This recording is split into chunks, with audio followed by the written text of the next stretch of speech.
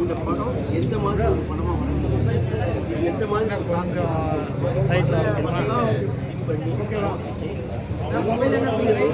Sir வந்து ஓகேவா ஒவ்வொரு டைலாக்கையும் பார்த்து இந்த படம் எல்லாரும் பார்த்து பாராட்டுறாங்க. அதுக்கு முதல்ல படத்தில் வந்து எனக்கு டைலாக் எழுத வாய்ப்பு கொடுத்தது மட்டும் இல்லாமல் முக்கியமான அந்த வாட்ச்மேன் கேரக்டரை வந்து என்னை நடிக்க வச்சு இது வரைக்கும் நான் நிறைய படங்கள் நடிச்சிருக்கேன். சின்ன சின்ன வேஷங்கள் கடையறக்காக்க கடம் அப்புறம் அநீதி படத்துக்கு நான் டைலாக் எழுதினேன் வசந்த படம். அதுலேயும் எனக்கு ஒரு கேரக்டர்.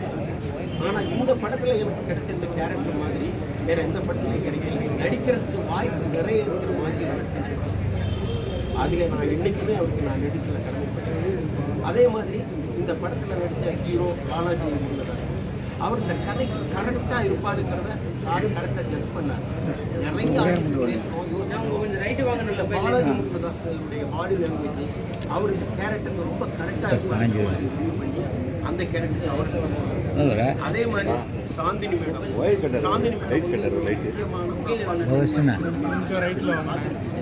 ரொம்ப அழகா இயல்பா சாட்சி மேடம் ரொம்ப துணிச்சலா அந்த கதாபாத்திரத்தை பண்ணாங்க. அதே மாதிரி ரட்சிகா மேடம் கேரக்டர் ஒயர் மட்டும் உள்ள இருக்குண்ணா ஒயிட் ஒயர். ஆக இந்த எல்லா கேரக்டரும் ரொம்ப நல்லா பண்ணாங்க. அதில் வந்து ரொம்ப யதார்த்தமா ஒரு இயல்பான ஒரு குடும்பத்தை எப்படி இருப்பாங்களோ அந்த மாதிரி பண்ணாங்க. அதே மாதிரி காயத்ரி அவங்களுடைய கதாபாத்திரத்தையும் ரொம்ப அழகா இது எல்லா கேரக்டருமே இண்டிவிஜுவலா டைரக்டர் சார் பார்த்து ஒரு டேஜுக்கு 10 நிமிஷம் ஆனாலும் சார் நினைச்சது வர்ற வரைக்கும் அதை கரெக்டாக எடுக்காம விட மாட்டாங்க. அதனால தான் இந்த படம் எல்லா வகையிலையும் அதே மாதிரி ஃபோட்டோகிராஃபி சதீஷ் சார் ஒவ்வொரு துறையிலையும் எடிட்டிங் கேமரா இப்படி எல்லா விஷயத்துலையும் அவங்களுடைய முழு கவனம் இருக்குது. இது முதல் முறையாக டைரக்ட் பண்ணுறாருன்னு யாரும் நம்ப முடியாத அளவுக்கு எல்லா துறையிலையும் அவங்க கவனம் செலுத்தி பண்ணதுனால எல்லாருக்கும் திரும்பி பார்த்தவங்க எல்லாரும் மனசார பாராட்டுற அளவுக்கு இந்த படம் வந்துருக்கு. எல்லாருக்கும் என்னுடைய நன்றியை தெரிவிச்சுக்கிறேன். Next music director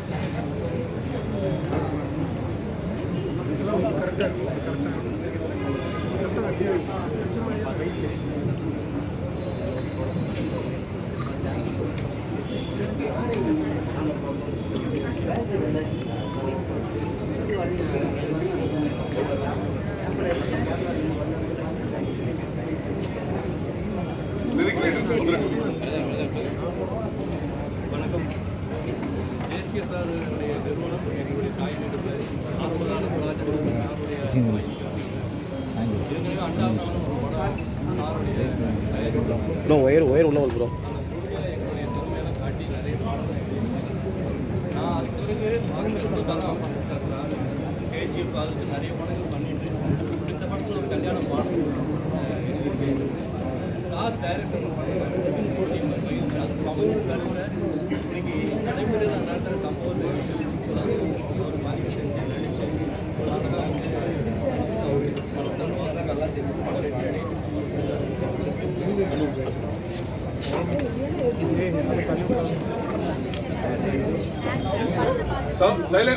silence ready.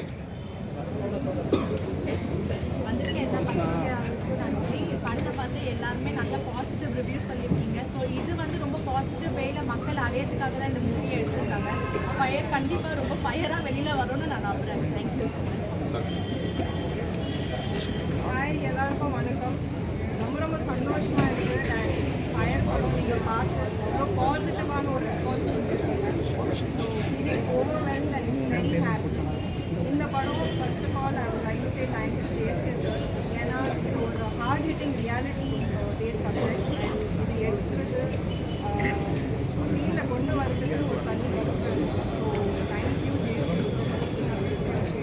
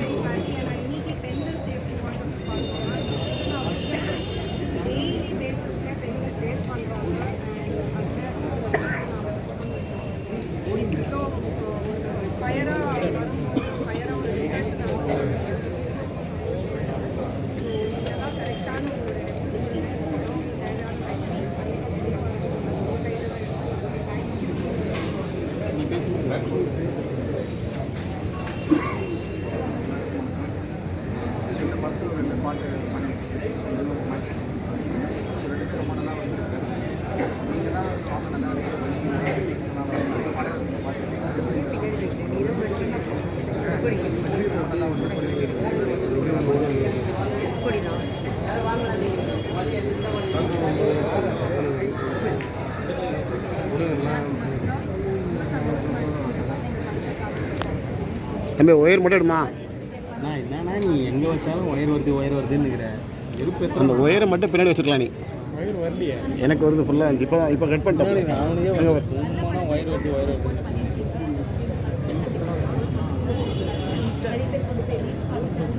very very happy as well. Thank you for all your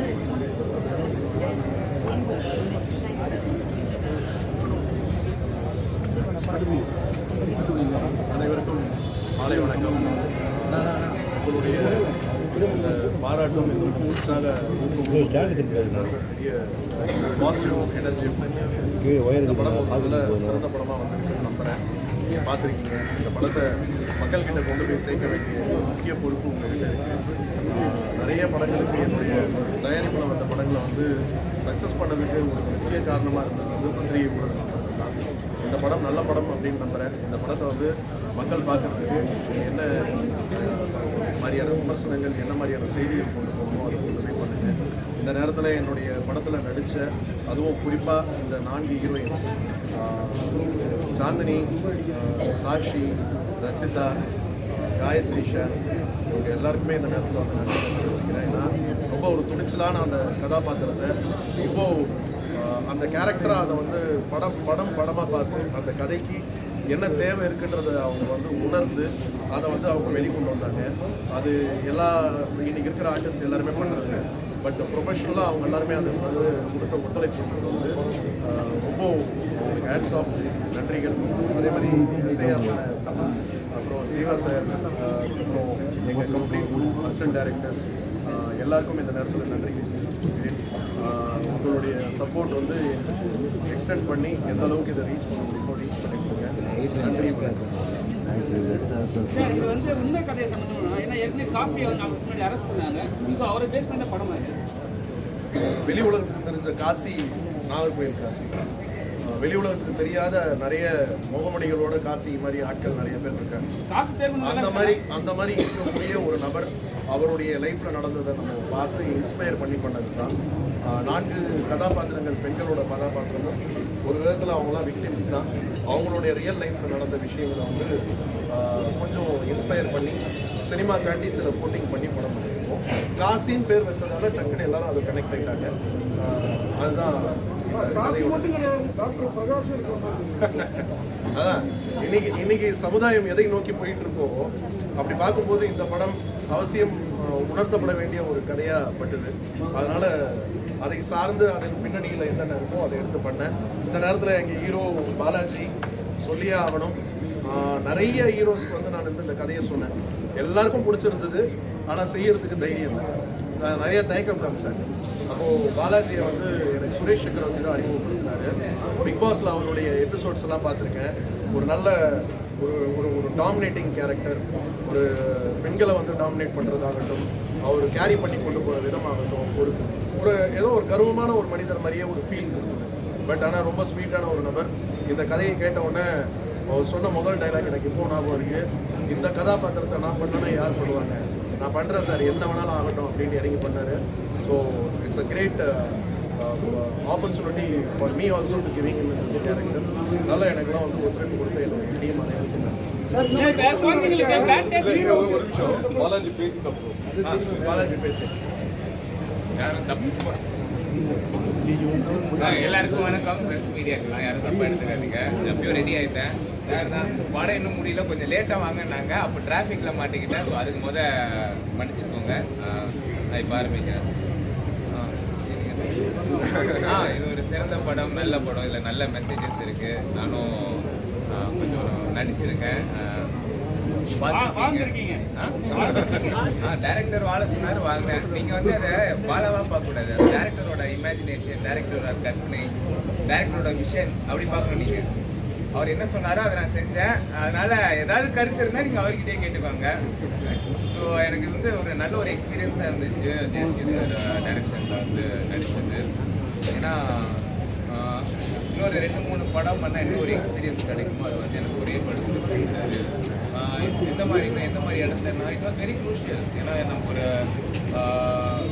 target வச்ச படம் பண்ணுறோம். இந்த டைப்புள்ள படம் ஃபார் எக்ஸாம்பிள் ஒரு சாங்லாம் பார்த்தீங்கன்னா கல்யாண சாங் பார்த்துருப்பீங்க, எல்லாருக்கும் பிடிச்சிருக்கும்னு நினைக்கிறேன். அந்த சாங்லாம் நாங்கள் ஒரே நைட்டில் ஷூட் பண்ணோம்னா நிறைய பேர் நம்ப மாட்டாங்க. எஸ் நாங்கள் அதெல்லாம் ஒரே நைட்டில் தான் ஷூட் பண்ணோம். ஸோ அந்த மாதிரி ஷூட் பண்ணும்போது அதில் வந்து ஒரு ப்ரெஷர் இருக்கும். எங்கேயுமே நம்ம வந்து ஸ்டெப்பை மிஸ் பண்ணிடக்கூடாது, நம்மளால் வந்து பண்ணிடக்கூடாது அப்படின்ட்டு. ஃபார்ச்சுனேட்லி டேக்லாம் எதுவும் போகல. ஸோ ஒரே நைட்டில் முடிச்சுட்டு வந்துருவாங்க. அது மெயினாக அந்த ஒரு விஷயத்துக்கு வந்து நான் பாராட்டினார். அது வந்து இங்கே நான் திருத்தமாக வந்து நான் சொல்லிக்கிறேன். அண்ட் ரொம்ப சேலஞ்சிங்கான ஒரு கேரக்டர் தான். நீங்கள் வந்து வாழ்ந்துருக்காரு அப்படின்னு வந்து சொல்கிறீங்க, உங்களுக்கு தெரியும்ல அந்த மாதிரி சீன்ஸில் எடுக்கும்போது.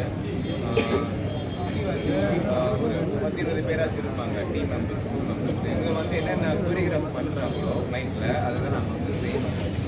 அட் த சேம் டைம் அவர் டு மேக் ஷுர் கூட நடிக்கிற ஆர்டிஸ்ட் கம்ஃபர்டபுளாக இருக்கணும். அதை தாண்டி நம்ம நடித்தா இதை வந்து ஆடியன்ஸ் ரசிப்பாங்களா அப்படின்னு ஒரு கான்ஃபிடன்ஸ் இருக்கணும். அதெல்லாம் பண்ணுறதுக்கு மொதல் வந்து ஒரு தைரியம் வேணும், ஒரு கான்ஃபிடன்ஸ் வேணும். நம்ம மேலே ஒரு கான்ஃபிடன்ஸ் இருந்தால் தான் அந்த ஃபிலிம்லாம் வந்து தயங்காமல் பண்ண முடியும். நான் பண்ணியிருக்கேன். அதுவும் என்னோட 2வது படம் வந்து லீடாக. It's very big opportunity for me. எனக்கு சான்ஸ் கொடுத்தா ஜேஎஸ்கே சார் அண்ட் என் கூட நடித்த ஆர்டிஸ்ட் சார் வந்திருக்க ப்ரெஸ் மீடியா எல்லாருக்குமே ரொம்ப நன்றி.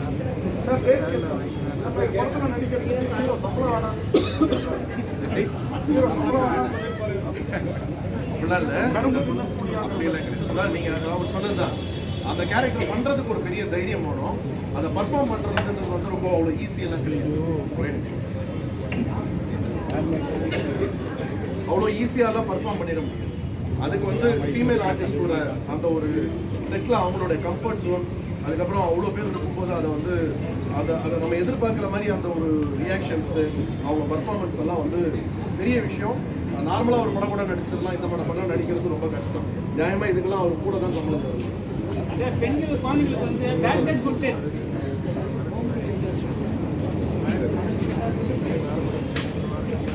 கேரக்டராக பாருங்க. அவங்க வந்து இந்த படம் பார்க்கும்போது இன்ஃபேக்ட் இந்த படத்தில் முதல்ல கமிட் ஆனது வந்து சாட்சி தான். எனக்கு வந்து ஒரு அப்பர் கிளாஸில் இன்னைக்கு சொசைட்டியில் இருக்கிற ஒரு மேரீடு உமன், அதுவும் புதுசாக கல்யாணம் ஆனவங்க, எப்படி அவங்களுடைய ஒரு ஸ்டைல் இருக்கும், அதுக்கேற்ற மாதிரி எனக்கு ஒரு பெட்டினாரத்துக்கு ஒரு முகம் தேவைப்பட்டது. அது எனக்கு சாட்சி கையில் அவங்ககிட்ட நான் இங்கே வந்து ஒவ்வொரு சீன் என்ன எடுக்க போகிறோம் அப்படிங்கிறத டே ஒன்னே எல்லா ஆர்டிஸ்ட்டுக்குமே நான் எதையும் வந்து ஸ்பாட்டில் போய் எதுவுமே இம்ப்ரூவைஸ் பண்ணுவோம். நாங்கள் ப்ரீ பிளான் பண்ணி என்ன பண்ணுவோம் அதை சொன்னோம். இந்த கதைக்கான அவசியம் அவங்க வந்து அதை வந்து உள்வாங்கிக்கிட்டு அதை வந்து அவங்க பண்ணாங்க. அதனால் அது வந்து இட் இஸ் அ டாஸ்க். ஒரு சாதாரண எல்லா கேரக்டரும் ஸ்ட்ரென்த் பண்ணிடலாம், டான்ஸ் பண்ணிடலாம், இந்த மாதிரி கேரக்டர்ஸ் பண்ணுறதுக்கு தான் இங்கே ஆர்டிஸ்ட் இருக்குது. அதை வந்து ஒரு நடிப்பாக நம்ம பார்க்கணும். அதை பண்ணதுக்கு அவங்களுக்கு இந்த நேரத்தில்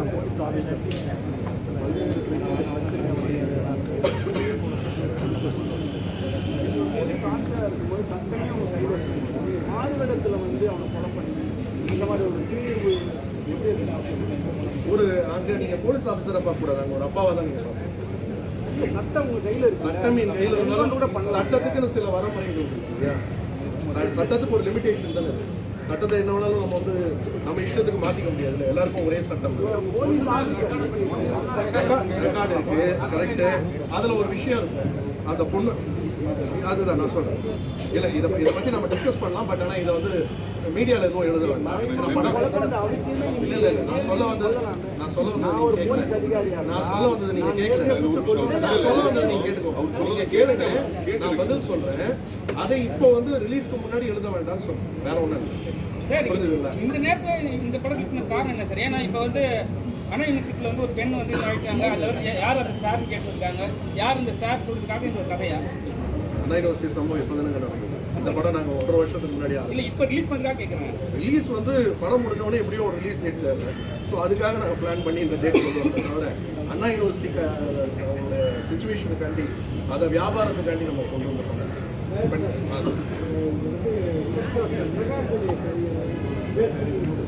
அந்த மாதிரி பிரகாஷ், காசி, அதுக்கப்புறம் இன்னும் நிறைய பேர் இருக்காங்க. அந்த மாதிரியான ஆட்களோட பஞ்ச் ஆஃப் ஸ்டோரிஸ் அதிலிருந்து இருக்கிற ஒரு இன்ஸ்பிரேஷன் தான்.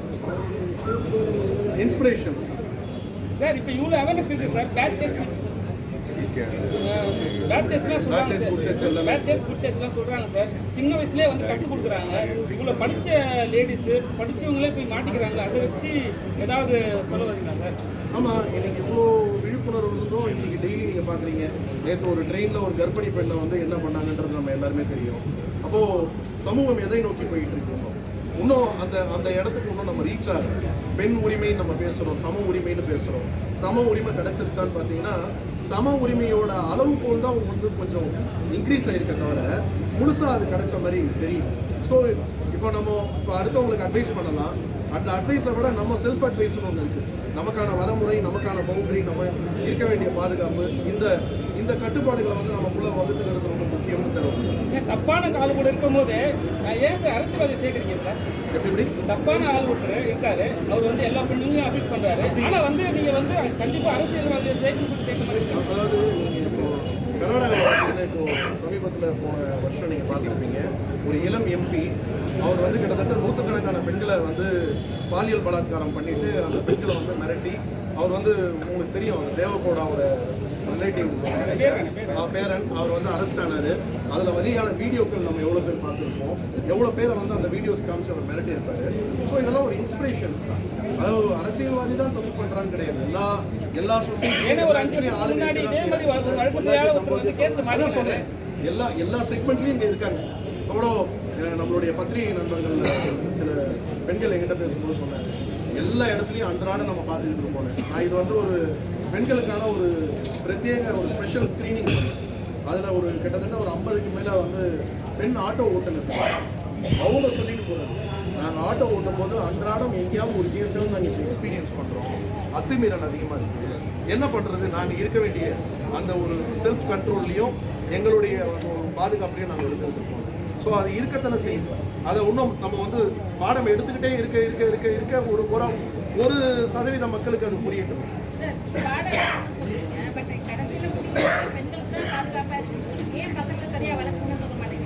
அதுதான் சொன்னேன், பெண் பிள்ளைகளை பெற்றோர்கள் வந்து இன்னைக்கு வந்து எவ்வளோ ஜாக்கிரதையாக வளர்க்கணும்னு ஒரு விஷயத்த சொல்லும்போது எதிரில் உட்காந்து பார்க்கறது வெறும் பெண்கள் மாத்திரம் பார்க்க போகிறது, ஆண்களும் பார்க்க போகிறாங்க. அந்த ஆண்களுக்கும் குழந்தைகள் இல்லை சொல்லணும் கிடையாதுங்க, அது ஒரு அண்டர்ஸ்டுட் நம்ம. ஆனால் வந்து யாருக்கு ஸ்ட்ராங்காக சொல்லணும்னு ஒன்று இருக்கு.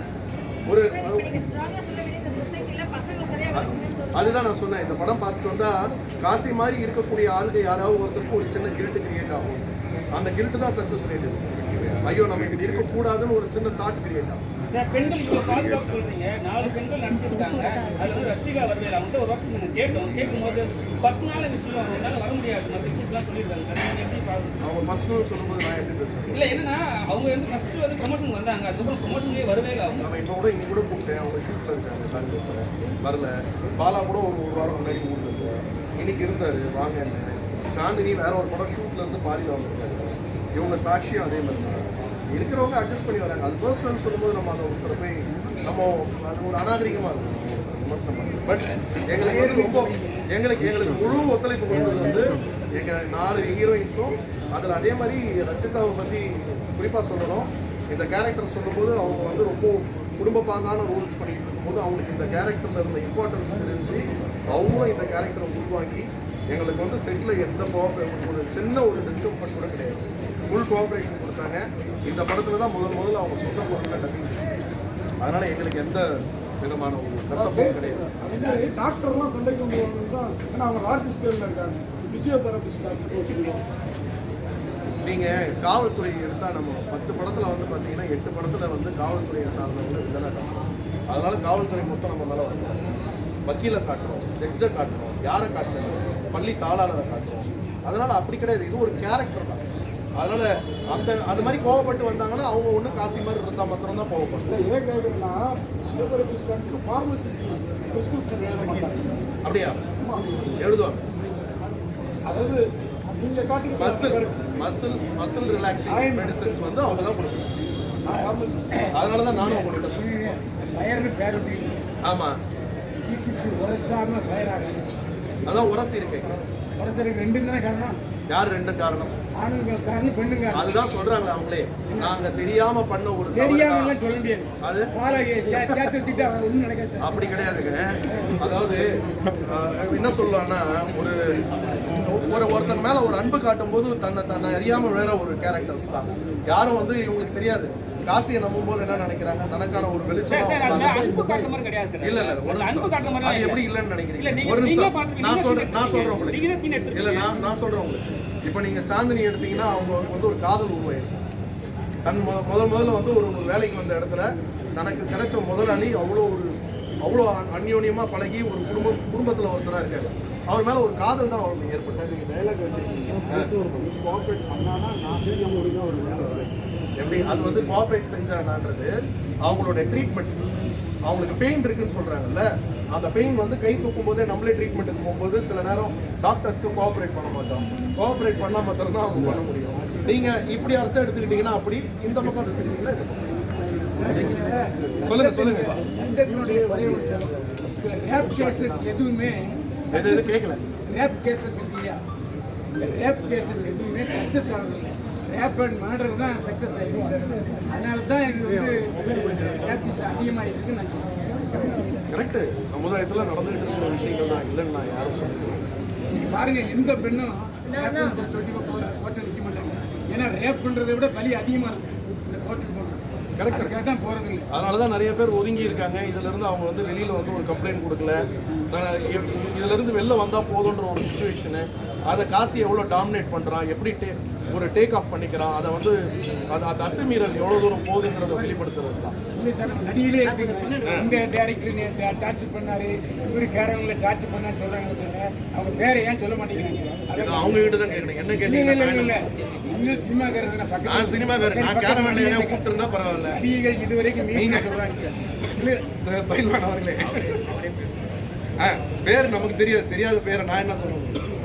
நடிகைகள் இருக்காங்க இல்லையா, நடிகைகள் சொல்றாங்க. ஆனா வந்து யாரும் வெளியே சொல்றது இல்லை. இல்ல படிச்சு